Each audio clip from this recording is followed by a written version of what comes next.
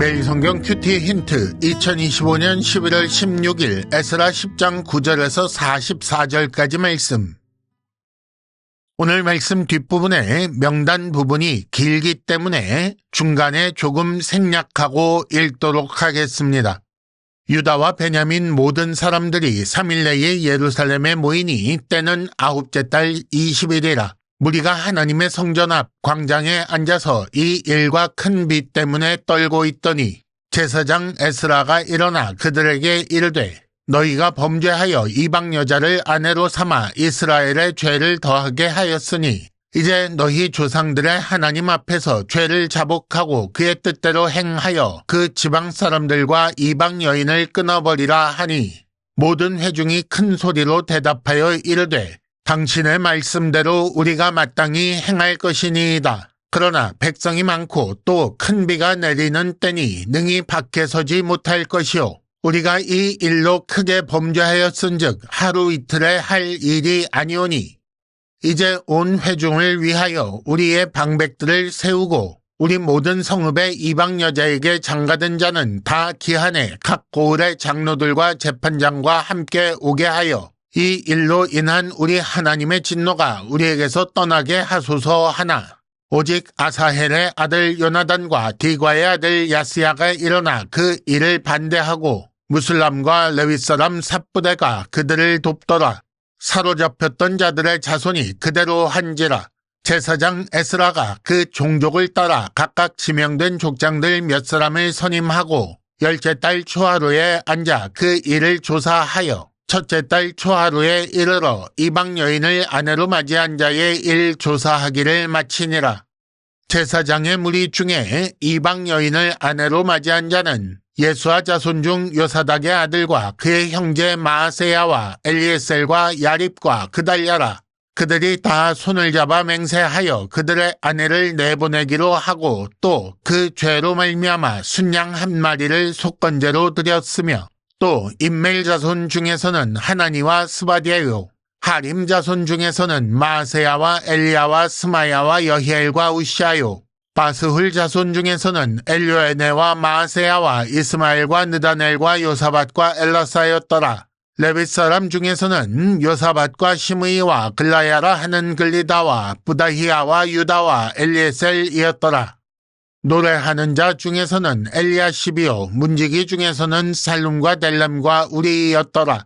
이스라엘 중에서는 바로스 자손 중에서는 라미아와 이시아와 말기야와 미야민과 엘라셀과 말기야와 브나야요 중약하고 43절로 넘어갑니다.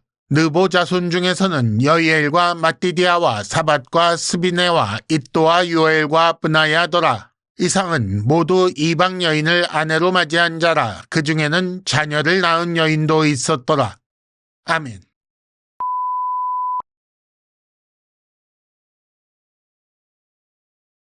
(1단계) 본문의 구조와 내용을 간단하게 정리하기. 오늘 말씀은 이방인과 결혼한 일에 대한 조치와 그 명단입니다.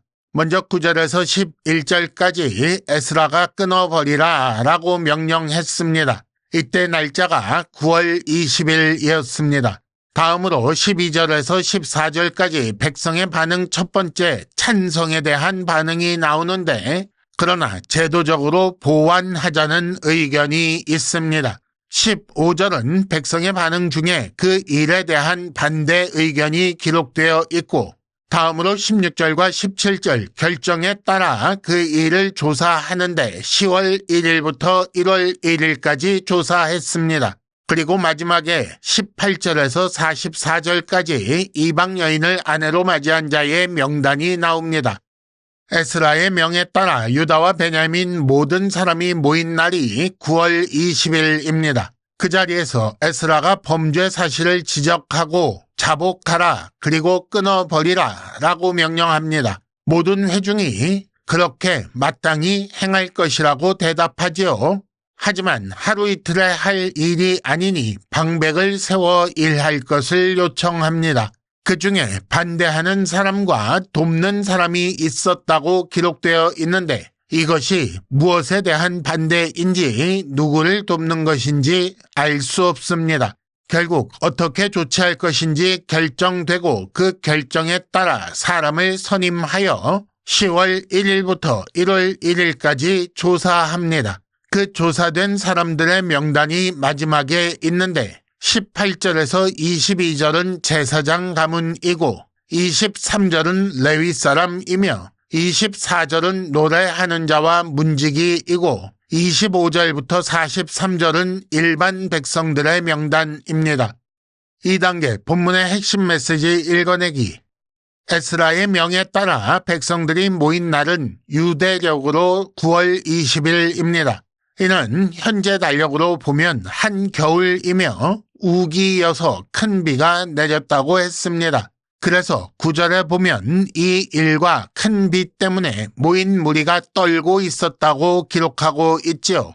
죄 때문에 그리고 이에 대한 조치 때문에 거기 더하여 비라는 환경 때문에 거기 모인 모든 사람들이 복잡한 감정 상태를 가지고 있었을 것입니다. 우리는 이것이 이 일을 처리하는 데 어떤 영향을 주었는지 보아야 합니다. 에스라의 요구사항은 결국 그 지방 사람들과 그리고 이방 여인과의 분리입니다. 그리고 회중의 대답도 한 가지이지요. 당신의 말씀대로 마땅히 행할 것이다 라고 나옵니다. 그러나 몇 가지 문제가 있습니다. 백성은 많고 큰 비가 내리는 때이고 크게 범죄하였다고 했습니다. 이 말은 범죄한 자가 많다는 말도 됩니다. 따라서 하루 이틀에 할 일이 아니니 방백을 세워 일처리를 위임하자는 의견이 있습니다. 15절에는 반대하는 의견도 기록되어 있습니다. 그런데 그 반대가 에스라의 명령에 대한 반대인지 아니면 방백을 세워 일처리를 하자라는 의견에 대한 반대인지 알 수 없습니다. 만일 후자라면 그렇게 하지 말자, 지금 이 자리에서 즉시 해결하자라는 말이 되는 거지요. 또 15절 하반절에 그들을 돕더라에서 그들이 누구인지 정확하지 않습니다. 어쩌면 반대하는 자들을 도왔다는 것일 수도 있고 아니면 반대하는 자들에게 반대하여 에스라 등 지도자들을 도왔다라는 말도 될 수가 있습니다. 이렇게 다양한 의견이 있었음에도 불구하고 그들은 결국 방백을 세워 조사하는 것으로 결정합니다. 단호한 조치가 필요한 사건에 주저하지 않는 순종이 따르고 여러 의견을 조율하고 합리적인 방법으로 그러나 철저히 시행한 것입니다. 3단계 본문의 핵심 메시지를 현재로 연결시키기. 단호한 조치가 반드시 신속해야 하는 것은 아닙니다. 에스라가 제시한 원칙에는 기본적으로 동의했던 백성들은 하지만 상황을 고려합니다. 그 결과 9월 20일에 모였던 그들은 10월 1일에 조사를 시작하여 1월 1일에 조사를 마칩니다. 중요한 사안에 단호한 조치가 필요하지만 성급하지 않게 해결한 거지요. 오히려 제도적 장치들을 사용하여 철저한 조사 결과를 도출합니다. 우리가 마주치는 많은 일들 중에 어떤 일은 신속해야 하지만 어떤 일은 철저해야 합니다. 어떤 감정에 지배되고 있습니까? 죄에 대한 부끄러움과 슬픔, 조치에 대한 안타까움 혹은 반발심, 겨울 큰 비 중에 모인 불편한 상황, 이런 것들이 복잡한 감정을 불러왔을 것입니다. 하지만 그 모임은 하나님 앞에서 죄를 끊어버리는 일에 집중하여 유쾌한 감정이 전혀 없는 상황에서도 합리적인 결론을 도출합니다.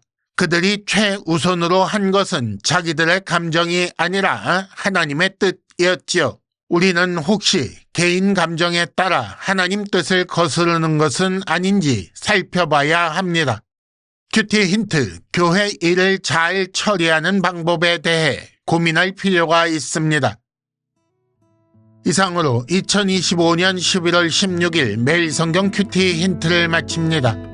여러분 큐티를 통해 은혜 많이 받으시기를 바랍니다.